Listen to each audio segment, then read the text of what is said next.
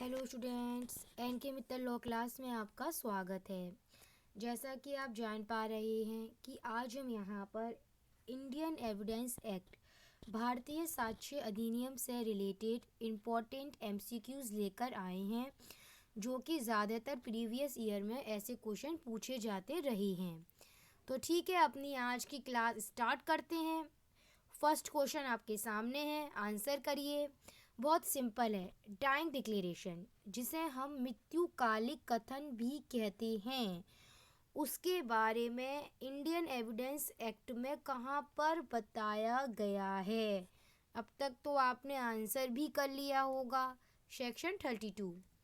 Question, facts of which court must take judicial notice. Facts of which court must take judicial notice, यह वाली बात, यह वाला provision Indian evidence act के कौन से सेक्शन से रिलेट करता है? आंसर बताइए, टाइम लीजिए, आंसर बताइए, इसका क्या आंसर होगा? Facts of which court must take judicial notice, answer आपके सामने है, सेक्शन 57।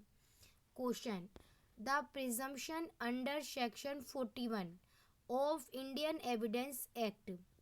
हम सभी जानते हैं जो प्रिजम्पशन, जिसे हम उपधारणा भी कहते हैं, वह presumption of law, presumption of fact होती है। वह अखंडनीय और खंडनीय भी होती है। तो यहाँ सेक्शन 41 के तहत किस तरह की प्रिजम्पशन के बारे में बात की जा रही है, बताइए। अखंडनीय प्रिजम्पशन के बारे में बात की जा रही है। क्वेश्चन बहुत सिंपल है। डॉक्ट्राइन ऑफ एस्टोपल कहाँ पर डिफाइन है? सेक्शन 115 में। Question, in which section of Indian evidence act 1872 the principle of res judicata is provided. अगर सबसे पहले तो एक क्वेश्चन यह बनता है, रेस जुडिकाटा से रिलेटेड सीपीसी के सेक्शन 11 के तहत इसको बताया गया है। अगला क्वेश्चन यहाँ पर जो प्रेजेंट क्वेश्चन है वो यह बनता है कि इंडियन एविडेंस एक्ट के तहत वह कौन सा सेक्शन है जहाँ पर इससे रिलेटेड प्रोविज़न है? आंसर क्या होगा? सेक्शन 40 है। Question, presumption as to abetment of suicide by a married women, और उससे रिलेटेड प्रोविज़न कहाँ पर है? उससे रिलेटेड प्रिजम्पशन कहाँ पर है? तो इसका आंसर सेक्शन 113 ए में है। Question, the relevancy of statement as to any law content in law books deals in which section of Indian evidence act 1872, answer section 38। Question, presumption as to absence of consent in certain prosecution for, इससे पहले भी presumption से related question आके चुका था, ये वाला। Presumption as to abetment of suicide by a married women, related section 113 A था। अब जो प्रेजेंट क्वेश्चन है, presumption as to absence of consent in certain prosecution for rape, इससे रिलेटेड सेक्शन अब बताना, सेक्शन 114 ए है। Question, under which section of Indian evidence act opinion of digital signature is relevant, related section कहाँ जाएगा? 47 A में। Question, presumption as to dowry death, एक और question मैंने रखा है इसमें प्रिजम्पशन से related. Presumption as to dowry death, related section Indian evidence act में 113 बी। पब्लिक डॉक्यूमेंट्स कहाँ पर डिफाइन है? बहुत सिंपल है। डॉक्ट्राइन ऑफ एस्टोपल की बात आ रही है तो सबसे पहले तो अभी पहला इससे क्वेश्चन भी आया था, एविडेंस एक्ट का सेक्शन 115 है। अब ये पूछा गया है डॉक्ट्राइन ऑफ एस्टोपल क्या है, सब्सटेंटिव लॉ है कि रूल ऑफ एविडेंस है? आंसर रूल ऑफ एविडेंस है। Question, the burden of proof in a suit और proceeding lies on that person, burden of proof किसी भी सूट या प्रोसीडिंग में उस व्यक्ति पर आ जाएगा who would fail if no evidence at all were given on either side। अगर किसी प्रोसीडिंग में, किसी सूट में दोनों पार्टीज की तरफ से कोई भी एविडेंस नहीं आता है, तब ऐसी कंडीशन में बर्डन ऑफ प्रूफ उस पार्टी पर आ जाएगा अगर एविडेंस न आने पर वह फेल हो जाता है। तो रिलेटेड सेक्शन कहाँ जाएगा? सेक्शन 102 है। डम विटनेस कहाँ पर डिफाइन करा गया है? सेक्शन 119 में। क्वेश्चन, एक इलस्ट्रेशन है ये। ए चाहता है कि वह बी के द्वारा दिए गए डाइंग डिक्लेरेशन को प्रूव करे।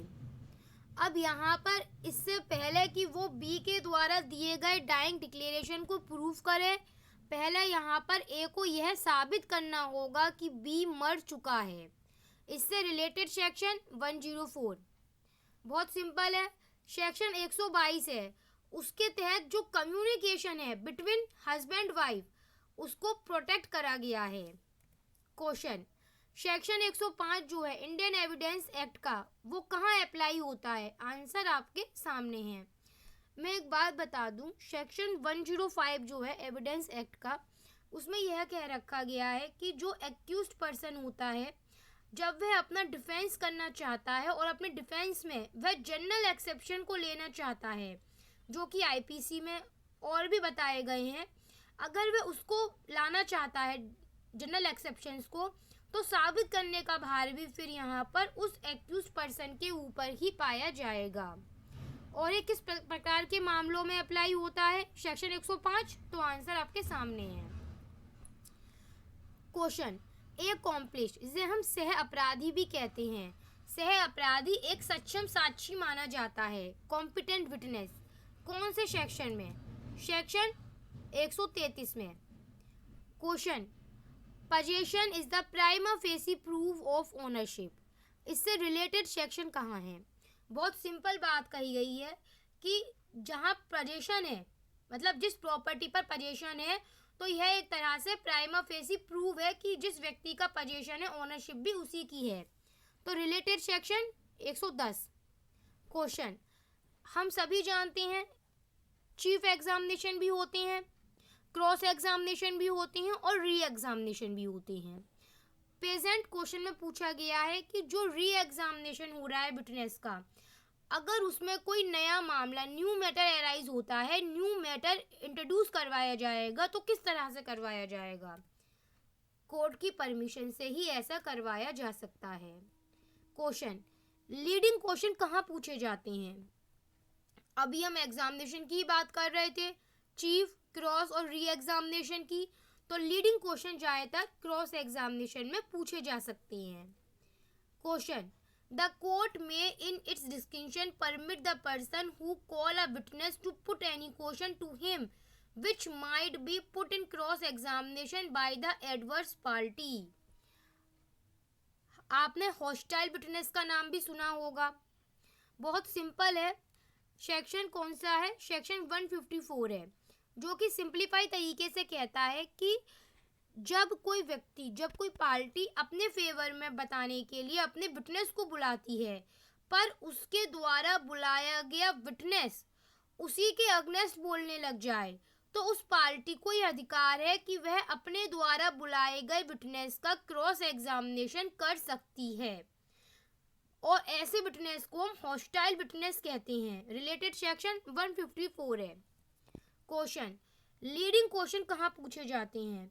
तो आंसर है सेक्शन 141 में पूछे जाते हैं, और लीडिंग क्वेश्चन क्रॉस एग्जामिनेशन में पूछे जा सकते हैं। Question, which section is related to जज power to put question or order protection? Related section 165। Question, evidence unearthed by sniffer dog, sniffer dog द्वारा दिया गया एविडेंस किस प्रकार के एविडेंस की कैटेगरी में आता है? Answer, scientific evidence. तो इसी के साथ फिर आज की यहाँ पर हम क्लास कंप्लीट करते हैं।